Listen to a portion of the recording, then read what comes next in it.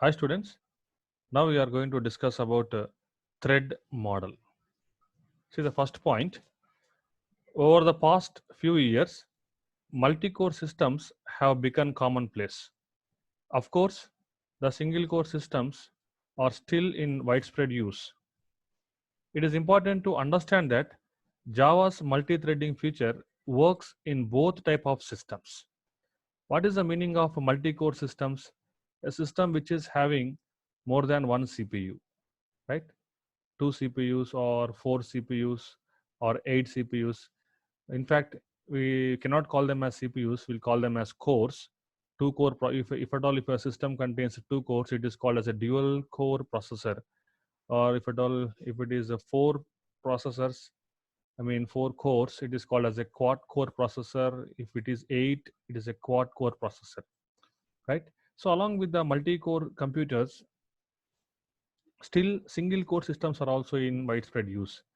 What we have to understand is it is important to understand that Java's multi-threading feature works in both type of systems. So our Java's concept multi-threading will work on single core systems as well as it applies to multi-core systems. But the way they apply is different. The way they work is different.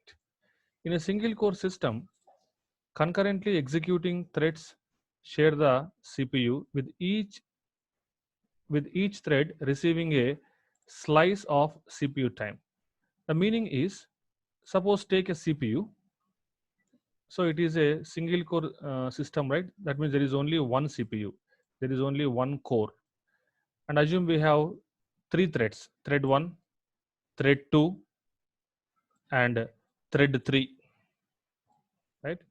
Since because we have only one CPU, it cannot execute all the threads concurrently. Rather, it has to switch or execute one by one. First, it starts with thread 1. After some amount of time, it will switch to thread 2. And after executing it for some amount of time, it will switch to thread 3. Like that, it is going to switch from one thread to the other thread. This is what happens in case of single core systems. However, in multi-core systems, it is possible for two or more threads to actually execute simultaneously. Its meaning is, if you have two cores in your CPU, core 0 or and core 1, right?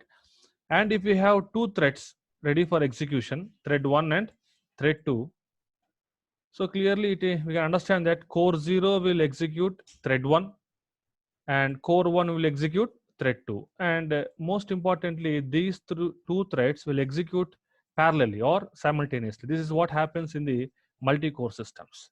Similarly, if you have four cores, so if you have four cores, then you can execute four threads simultaneously, right? So this is how multi-threading can work in the multi-core systems. And this is a simple figure that illustrates the life cycle of a thread. There are some states a thread can be in. The first one is a new state, runnable, running, terminated, no, blocked, not suspended. Like this, some states are there. In the next slide, we will discuss about all these states. Threads exist in several states. Here is the general description.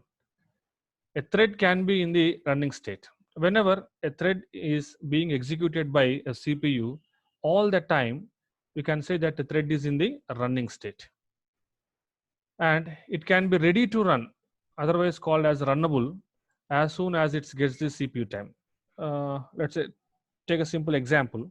If this is a CPU, assume there are three threads, thread 1, thread 2, and thread 3, right? Initially, a CPU is executing the thread 1. That means thread 1 is in the running state. Okay. But what about thread 2 and thread 3? They are also ready to execute. If at all, if CPU connected to it, they will also start execution, right? But CPU is busy with executing the thread 1. So all this time, thread 2 and thread 3, they are set to be in the state called ready to run state, otherwise called as runnable state. After some time, if CPU stops executing this thread 1, and if it's starts executing thread 2. Now you tell me what is the state of thread 2. So thread 2 now switched from runnable state to running state. And what happened to thread 1? Thread 1, previously it is in running state, now it has been switched to runnable state or ready to run state. And there is no change in the thread 3 state, it is always in the runnable state, right? See the next one. A running thread can be suspended, which temporarily halts its activity because of some reasons. A thread, while it is under execution, it might be suspended, not permanently, temporarily, which is going to halt its activity for some amount of time. Later, a suspended thread can then be resumed, allowing it to pick up where it was left off, right? So after some amount of suspension, it might again resume and start from all over again where it has stopped previously. Next one, a thread can be blocked when waiting for a resources, right? So in the middle of the execution, threads might require some resources, right? So if that resource is not idle or it's not free, then your thread has to wait for that until it becomes free, right? So all that time your thread might be in the blocking state. At any time, a thread can be terminated. So whenever your thread has successfully completed, the next state would be obviously termination state. So when your thread successfully completes, it will enter into a state called terminated state, which halts its execution immediately. And once terminated, a thread cannot be resumed because it is the end of that, right? So no need to execute it once again, or no need to resume its execution. Or else another possibility is, if there is any problem in the execution of your thread, in the middle of its execution, it might enter into the terminated state. Okay, you cannot get back its, you cannot resume its execution when once a thread enters into the terminated state.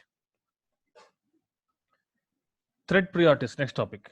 Java assigns to each thread a priority that determines how that thread should be treated with respect to the others. So whenever a thread is created, threads are given some priorities. By default, any thread priority is 5.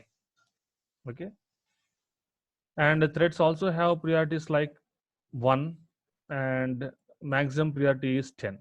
So this is called as a maximum priority, 10 is called as a max priority, 5 is called as an average priority, 1 is called as a minimum priority. So whenever you create a thread, by default, it is going to have this normal priority like 5.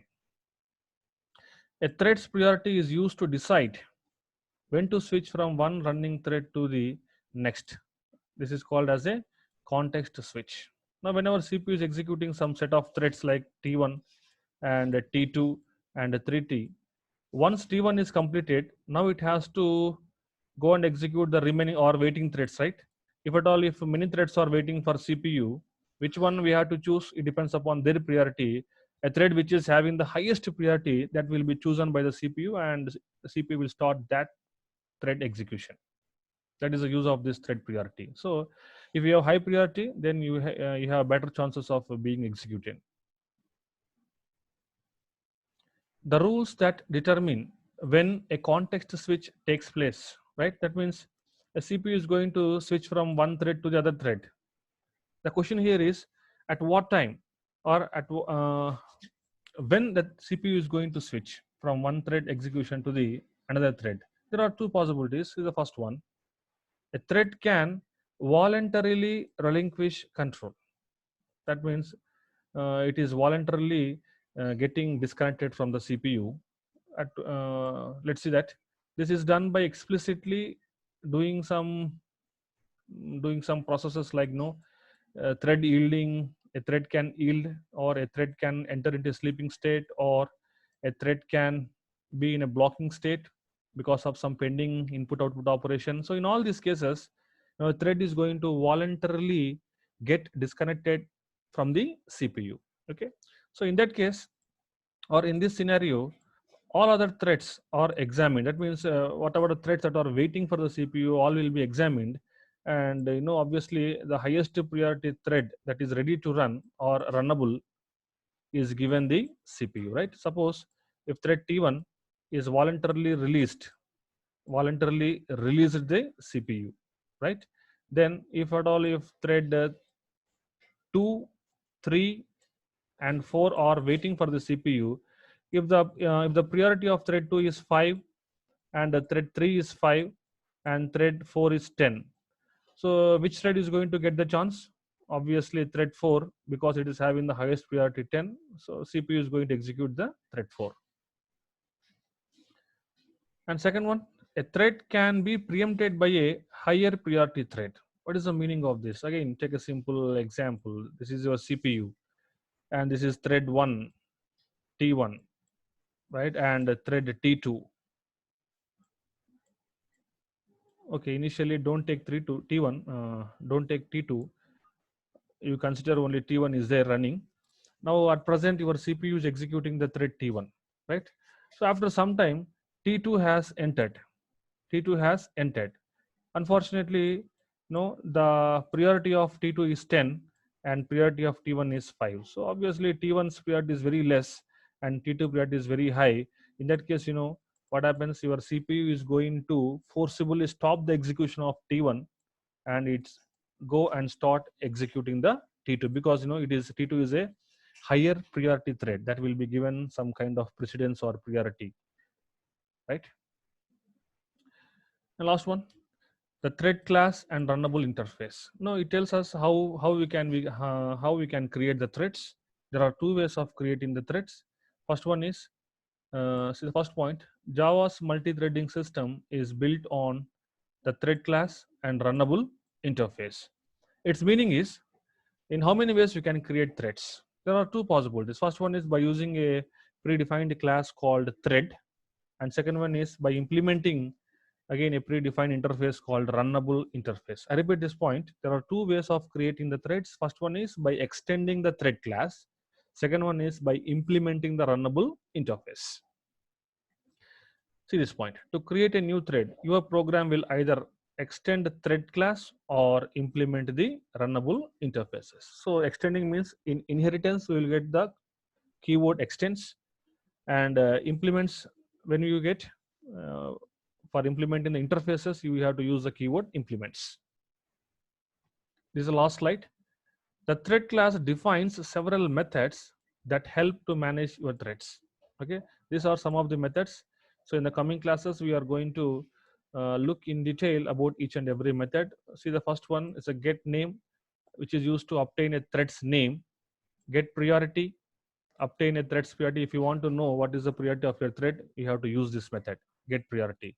And if you want to know whether a thread is alive or it has been dead, terminated, you have to use this method called isAlive. And join is a wait for a thread to terminate. Run is the entry point for the execution of any thread. Sleep, suspend a thread for a period of point of time. Start a thread by calling its run method. So we'll stop here. Next class we will discuss some more points or some more concepts.